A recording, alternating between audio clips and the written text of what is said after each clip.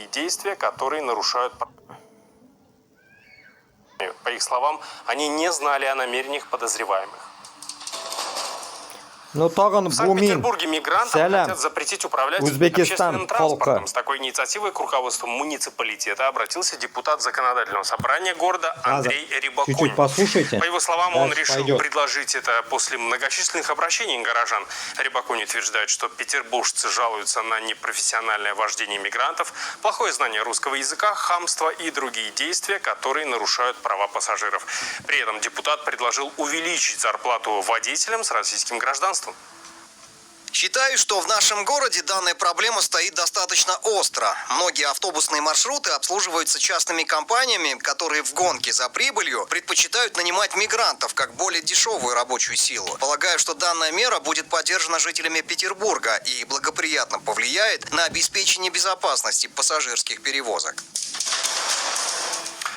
Узбекистанцы, которых депортировали на родину, жалуются, что им приходится выживать. Найти постоянный заработок герои нашего сюжета не могут уже несколько месяцев. Дильфуза и Турсунали не теряют надежды устроиться на работу, но пока это не удается. Почему их выслали из России и как теперь складывается их жизнь, расскажет Дарья Тимофеева. Я так сильно устала от нехватки денег. Здесь нет работы. Даже если приходишь в государственные учреждения... 50 минут назад было это. Не русский и спрашивает документы. Граждане Узбекистана Дильфуза Хаитова и Турсунали Джураев были депортированы из России на родину весной этого года. Они говорят, что до сих пор не могут найти работу в Узбекистане. Сейчас мне очень тяжело. У дочери температура, у меня нет денег.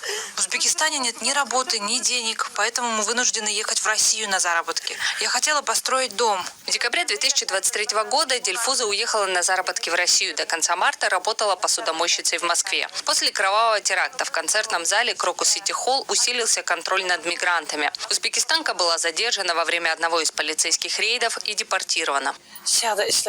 Когда я там работала, во время обеденного перерыва пришли правоохранители для проверки. Они проверяли наши патенты и чеки, выданные при покупке патента. Так как я не заключала официальный трудовой договор с работодателем, в течение 2 месяцев мой патент аннулировали. Нас держали в депортационном центре 21 день. Государство купило билет на самолет и меня отправили домой. Дильфуза одна воспитывает дочь. После депортации она вместе с отцом живет в Термезе. Сейчас они существуют на его пенсию и сдают пластиковые бутылки, чтобы получить дополнительный заработок. Мы зарабатываем 30 тысяч сумов в день на жизнь. Вот в этом доме мы живем. Это наш дом. Отец нас кормит. Харинисо, иди сюда, давай сдадим бутылки. Быстрее, дочь. Так мы помогаем отцу. Наши заработанные деньги уходят на хлеб и на нужды одного дня. Дильфуза уехала в Россию, чтобы накопить денег и построить дом в Узбекистане. После депортации она признается, о таких мечтах пока приходится забыть.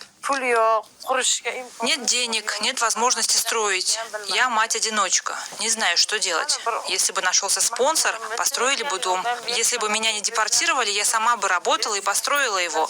Улучшила бы наши условия. В России я зарабатывала 300 тысяч сумов в день, а в Узбекистане нет денег. Дильфуза планирует снова искать работу в Узбекистане, чтобы реализовать свою мечту о новом доме и иметь возможность жить с дочерью самостоятельно. Мы не террористы, мы же зарабатывать едем туда. Мы же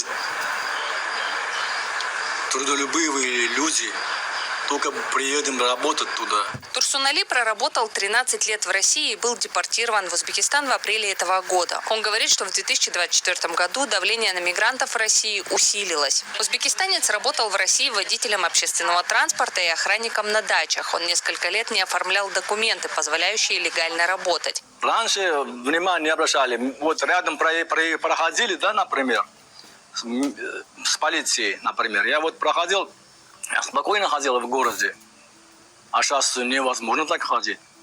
Они ищут, вот так ищут. Кого ищут? Не русских. Хоть у него документы есть, проверяет, надо есть. Да? Уже в России невозможно нам жить, работать. После депортации Турсунали начал искать способы заработать на жизнь в Узбекистане. Он планирует заниматься массажем и мануальной терапией в Термезе. Я хочу работать по своей специальности. Вот, в чем проблема? Хочу в чем проблема? Европа какие-либо? Это вот такое, например, как это, как в частном клинике, что ли, там, вот в таком месте вот работать, взять как комнатку и работать массажистом-костоправом. По данным МВД России, с января по июль текущего года было проведено 176 тысяч мероприятий, направленных на выявление нарушений миграционного законодательства. В результате за первое полугодие количество депортаций иностранцев из страны увеличилось вдвое по сравнению с аналогичным периодом 2023 года. Если вы смотрите нас в YouTube или Фейсбуке и при этом не находитесь в России, Беларуси... Короче, дуслар, ну что я могу сказать вам? Узбек, кыргыз, таджикларға бетінде мен уже пою бетінде, это уже 2 года долблю об этом, как говорится. У меня есть группа, которая, граница Хорватия, Диля, граница Хорватии деп жазсаңыз телеграмда, шыға группа, у меня группа. Жазыңыз меня шунда, потом в личку пишите мне. И будем разговаривать, как вас завести Европага. Я же не как те пидорасы, которые все уехали нахуй, и никто не может помочь вам, блядь. И все хотят нахуй только наебать вас всех. И получается говорить, блядь, ну, типа, чтобы вот ты приехал, там, столько денег дай. Раньше я тоже так же меня наебали в свое время, в 2015 годах. Но я все равно нахуй...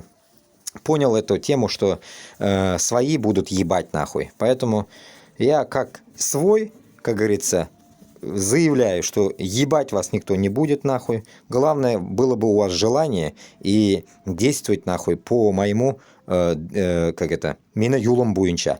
Мені юлым нендей? Ол сізге нешік болса да Хорватияға келерге, само собой енді. Боснияға нешік болса да Өзбекстан, Қырғызстан, таджикларға виза керек. Боснияға сізге виза жасарға керек. Шул Боснияға келгеш, шундан соң дальше уже это буду я действовать, я вас буду заводить всех в Европу. Шулай, қара юл білән кересіз. И действуйте, как говорится, дальше уже по своему усмотрению. Қайда эшлейсіз, қайсы дәулетті, шул дәулетке хәтлі мен сізні алып барып қоям, а потом уже как бы сами ищите работу. Если хотите беженецко сдаваться будете, беженец боласыз башта, а потом после беженства, как вам определят место, туда-сюда, койко-место дадут, потом уже дальше действовать будете искать черную работу. Жилье у вас будет на халяву, денег будут вам платить, короче, разные страны по-разному платят. И дальше уже и будете организовываться, по-другому никак. Москва, как говорится, не сразу строилась, мандада шулайок. Поэтому Россияға баруны тоқтатыңыз, давайте жазыңыз меня, как говорится. Ну, мен Башқұртстан мен Татарстанға бушқа дегені, мобилизациядан келгенлерге бушқа енді. Өзбектерге де бушқа дегені. Но смотрю дальше больше, да, ведь меня рахмат айтучы кіші yok. Все гадят в комментариях, блядь, хуйню какую-то городят нахуй. То, что я, блядь, нахуй, блядь, что-то говорю про узбеков, что-то говорю про это, блядь. Ну, если это так получается нахуй, значит, с вас надо драть деньги в 3 шкуры, как говорится. Ну, я не пидорас, чтобы 3 шкуры с вас драть денег нахуй. Как обычно, всегда выставлял цену нахуй по 1000 евро с человека. Буду вас заводить нахуй в Европу и работайте, хоть что делайте нахуй. Но зато Москвада, Кебек, сезне беркемна клуб шығармай, короче, документы не будут проверять на улице, блядь, каждый мент, блядь. Короче говоря, если будете красиво жить, красиво ходить, как этот мужик говорит, мы трудолюбивые люди, мы не хотим терроризмом заниматься. Вот кутагызны моторитер қысып жүрсеңіз, будете хорошенько себя вести, как говорится, и будет нормалек. Мына шундай хал. Давайте, туғанлар, жиынығыз, собирайте, как говорится, шмотки свои и приезжайте в Европаға, ішлерге. Хватит нахуй ездить нахуй в Москву унижаться.